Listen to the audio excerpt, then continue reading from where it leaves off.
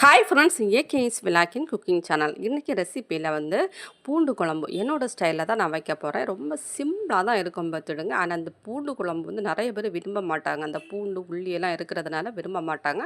அப்படிப்பட்டவங்களையும் சாப்பிட வைக்கிறது மாதிரியான ஒரு மெத்தடில் தான் இன்றைக்கி நான் வைக்க போகிறேன். வாங்க வீடியோக்குள்ளே போகலாம். ஒரு சட்டியில் நல்லெண்ணெய் விட்டுக்கிடுங்க. நல்லெண்ணெய் விட்டுட்டு கொஞ்சமாக கடுகு போட்டுவிடுங்க, கொஞ்சம் வெந்தயம் போட்டுக்கிடுங்க, இப்போ காஞ்ச மிளகாயும் போட்டு கருவேப்பிலையும் போட்டு தாளிச்சிடுங்க. தாளித்ததுக்கப்புறமா கொஞ்சம் கருவேப்பிலையும் தூக்கி போட்டுவிடுங்க. பூண்டு பருப்புலையும் தூக்கி கொஞ்சம் நீங்கள் உங்களுக்கு தேவைக்கு எடுத்துடுங்க. அளவுலாம் இல்லை, உங்களுக்கு தேவைக்கு பூண்டு எடுத்து போட்டு நல்லா வதக்கிக்கிடுங்க. இந்த பூண்டு நல்லா வதங்கி வரணும் பார்த்துடுங்க. அந்த அளவுக்கு நல்லா கோல்டன் கலர் வர மாதிரி நல்லா வதக்கி எடுத்துக்கிடுங்க. அப்புறமா கொஞ்சம் சின்ன உள்ளி இதையும் போட்டு நல்லா அது கூட போட்டு நல்லா வதக்கிக்கிடுங்க. இது நல்லா வதங்கின உடனே 2-3 பச்சை மிளகாய் தூக்கி போட்டு நல்லா இது கூட நல்லா போட்டு வதக்கிடுங்க. நல்லா சேர்ந்து எல்லாம் நல்லா வதங்கி வரட்டும். நல்லா இது வதங்க நல்ல செம்ம ஃப்ளேவர் கிடைக்கும் பார்த்துடுங்க. அந்த பூண்டு இந்த சின்ன உள்ளிக்க ஃப்ளேவரெல்லாம் செம்மத்தனமாக இருக்கும் பார்த்துடுங்க. நல்லா போட்டு வதக்கிடுங்க. ஒரு மீடியம் சைஸில் 2 தக்காளி பழம் இதையும் பொடி அரைஞ்சி இது கூட நல்லா சேர்த்துக்கிடுங்க. நல்லா மிக்ஸ் பண்ணிக்கிடுங்க. போட்டு நல்லா போட்டு கிண்டு போட்டு கிண்டி எடுத்துக்கிடுங்க. நல்லா வதங்கி வர்றதுக்காக கொஞ்சமாக உப்பு சேர்த்து நல்லா அதையும் திரும்ப போட்டு நல்லா கிண்டி எடுத்துடுங்க.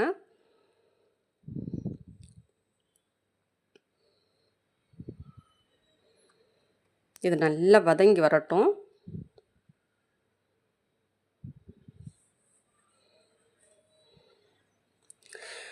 கொஞ்சமாக இஞ்சி பூண்டு பேஸ்ட்டு இந்த ஸ்டேஜில் போட்டு நல்லா சேர்த்து நல்லா கிண்டிடுங்க. இது நான் என்னோடய வீட்டில் வைக்கிற மாதிரியான அந்த மெத்தடில் தான் நான் வைக்கிறேன் பார்த்துடுங்க. இதே மாதிரி நீங்கள் வச்சு பாருங்கள். எல்லாருமே நல்லா விரும்பி சாப்பிடுவாங்க பார்த்துடுங்க. நல்லா கிண்டுங்க, நல்லா வதங்கணும். அப்புறமா கொஞ்சம் குழம்பு மிளகாய்த்தூள் ஒரு 2 ஸ்பூன் போட்டுவிடுங்க.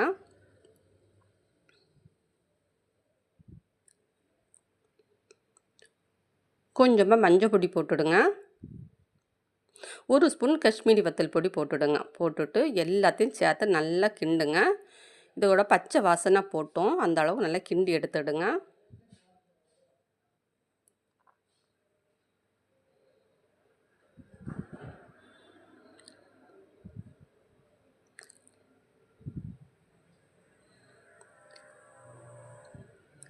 இந்த ஸ்டேஜில் ஒரு நெல்லிக்காய் சைஸ் அளவு புளி எடுத்து நான் ஊற வச்சு வச்சுருக்கேன். இந்த அளவுக்கு நீங்களும் புளி எடுத்துடுங்க. புளி எடுத்து கொஞ்சம் தண்ணியில் நல்லா கரைச்சி எடுத்துக்கிடுங்க.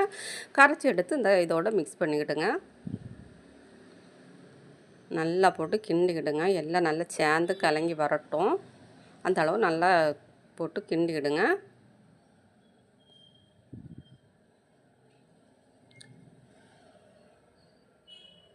அப்புறமா அந்த தொக்குக்கு தேவையான கொஞ்சமாக தண்ணியை விட்டு நல்லா மிக்ஸ் பண்ணிக்கிடுங்க.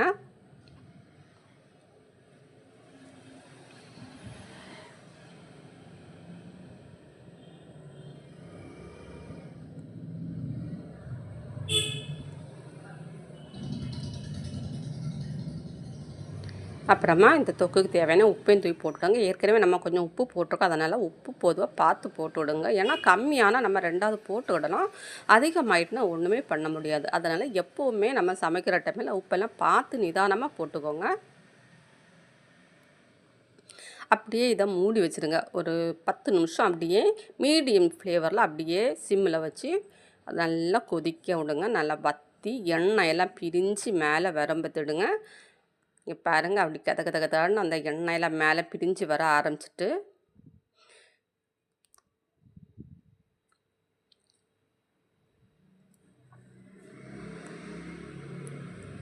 பார்க்கவே செம்மத்தனமாக இருக்குங்க.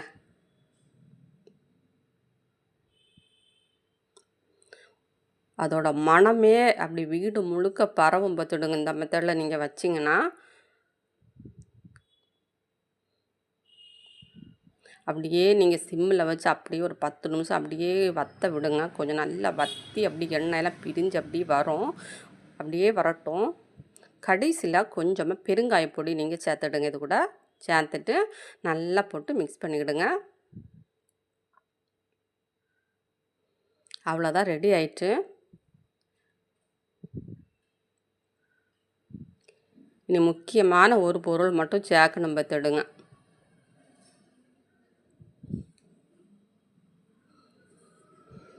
கொஞ்சமாக நாட்டு சர்க்கரை. இந்த இது நாட்டு சர்க்கரை இல்லைன்னா நீங்கள் கொஞ்சம் கட்டி சர்க்கரை கூட நீங்கள் போட்டுவிடுங்க. கட்டி சர்க்கரை அப்படின்னு சொல்கிறது வெல்லம் அப்படின்னு சொல்லுவாங்க. நாங்கள் வந்து சர்க்கரை அப்படின்னு சொல்லுவோம். இது நீங்கள் சேர்த்துடுங்க. இது எதுக்கு சேர்க்குறோன்னா உப்பு, புளிப்பு, காரம் எல்லாம் நீங்கள் தூக்கலாக இருந்ததுன்னா அது சமநிலைப்படுத்துறதுக்காகவும் டேஸ்ட்டுக்காகவும் தான் நாட்டு சர்க்கரை, வெல்லம் எல்லாம் போடுறது. இதையும் நீங்கள் சேர்த்துடுங்க. சேர்த்துட்டு எல்லாத்தையும் அப்படியே ஒருக்கா கிண்டி கொடுத்துக்கிடுங்க. அவ்வளோதான். என்னோடய ஸ்டைலில் பூண்டு தொக்கு ரெடி ஆயிட்டு. இதே மாதிரி நீங்களும் உங்கள் வீட்டில் செஞ்சு அசத்துங்க. பெரியவங்கள்லேருந்து சின்ன பிள்ளைங்க வரைக்கும் ரொம்ப விரும்பி சாப்பிடுவாங்க. என்னோடய சேனல் உங்களுக்கு பிடிச்சிருந்துன்னா, என்னோடய ரெசிபி உங்களுக்கு பிடிச்சிருந்துன்னா கண்டிப்பாக எனக்கு சப்ஸ்கிரைப் பண்ணுங்கள், சப்போர்ட் பண்ணுங்கள், லைக் பண்ணுங்கள், கமெண்ட் பண்ணுங்கள். தேங்க்யூ.